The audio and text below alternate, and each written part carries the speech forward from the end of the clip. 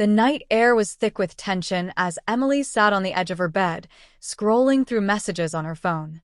She had always trusted her husband, Jake, without a second thought. They had been together for 10 years, built a life together, and had 2 beautiful children. But something had changed. Lately, he had been distant, preoccupied, and overly protective of his phone. It wasn't like him to act this way, and Emily's instincts told her that something wasn't right. She took a deep breath and clicked on one of the messages she had accidentally come across earlier that day. It was from a name she didn't recognize, Jessica. The words were flirtatious, intimate, and unmistakably inappropriate. Emily's heart pounded in her chest as she scrolled further, uncovering a string of conversations that made it clear that this was more than just an innocent friendship. She felt sick to her stomach. How long had this been going on? Was she imagining things? Or had Jake been lying to her all along? Determined to get to the bottom of it, Emily decided to confront Jake when he got home from work. The minutes felt like hours as she rehearsed what she would say. When she finally heard the sound of his keys in the door, her heart raced. She met him in the living room, arms crossed, trying to steady her voice. "Jake, who is Jessica?" His face fell, and for a split second, Emily saw the guilt flash in his eyes. But he quickly composed himself, forcing a laugh. "She's just a coworker." "Why?" She wasn't buying it. "I saw your messages." The color drained from his face. He opened his mouth to speak, but no words came out. Emily held up her phone, displaying the damning texts. "You want to tell me what's going on, or should I spell it out for you?" Jake sighed, rubbing his temples. "It's not what it looks like." "Then what is it?" she demanded. He hesitated before finally muttering, "We've been talking, but it didn't mean anything." Emily felt like she had been punched in the gut. "It didn't mean anything? You've been sneaking around behind my back, lying to me, and you expect me to believe it didn't mean anything?" Jake looked away, unable to meet her eyes.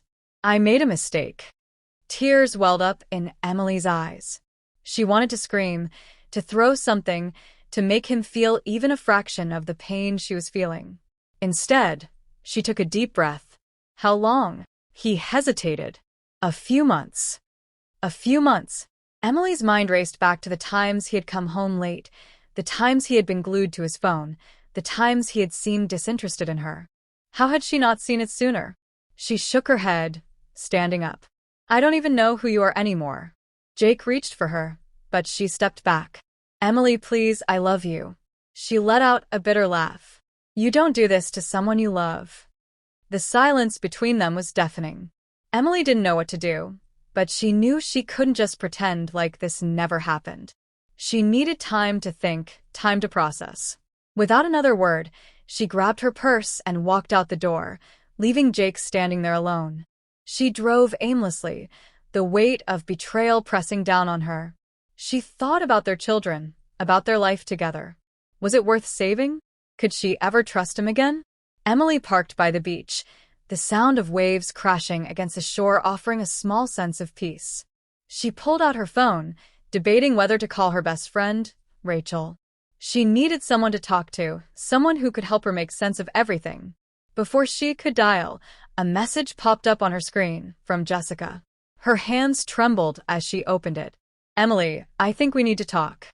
What could she possibly have to say? Emily's mind raced with possibilities. Was Jessica going to apologize? Justify what she and Jake had done? The thought of speaking to her made Emily's stomach turn, but at the same time, she needed answers. Against her better judgment, she replied, "Meet me at the cafe on 8th Street in an hour."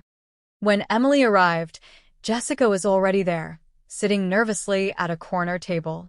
She was younger than Emily had expected, probably in her mid-20s, with long blonde hair and a polished appearance.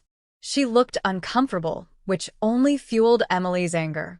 Jessica looked up as Emily approached. "Thank you for meeting me." Emily crossed her arms. "I don't know what you could possibly say to me that would make this any better." Jessica nodded, swallowing hard. "I didn't know Jake was married at first." Emily's breath hitched. "What?" "He told me he was single," Jessica admitted, her voice barely above a whisper. "I found out a few weeks ago, and I confronted him. He told me you two were having problems, that you were basically over. Emily's stomach churned. She had expected betrayal, but this was worse than she imagined. And you still kept talking to him? Jessica looked ashamed. I told him we needed to stop. I felt awful, but he kept reaching out. Emily clenched her jaw. It wasn't just betrayal, it was deception at every level. Jake hadn't just cheated. He had created an entirely different reality to justify his actions. Emily stood up, gripping the edge of the table. I don't know what you expect me to do with this information, but I appreciate you telling me. Jessica nodded, eyes filled with regret. I'm sorry, Emily. Emily left the cafe feeling both furious and strangely relieved. At least now she knew the full truth. That night, she went home and packed a bag. Jake watched her, his expression a mix of guilt and desperation. Emily, please, he begged. Let's fix this. She looked at him, shaking her head. You didn't just cheat, Jake. You lied, manipulated, and disrespected me in ways I can't even comprehend. His eyes filled with tears. I love you. She took a deep breath, her voice steady. You don't love me. You love the idea of me. If you really loved me, you wouldn't have done this. And with that, Emily walked out, closing the door on a chapter of her life that she never thought would end this way. She didn't know what the future held, but she knew one thing: she deserved better.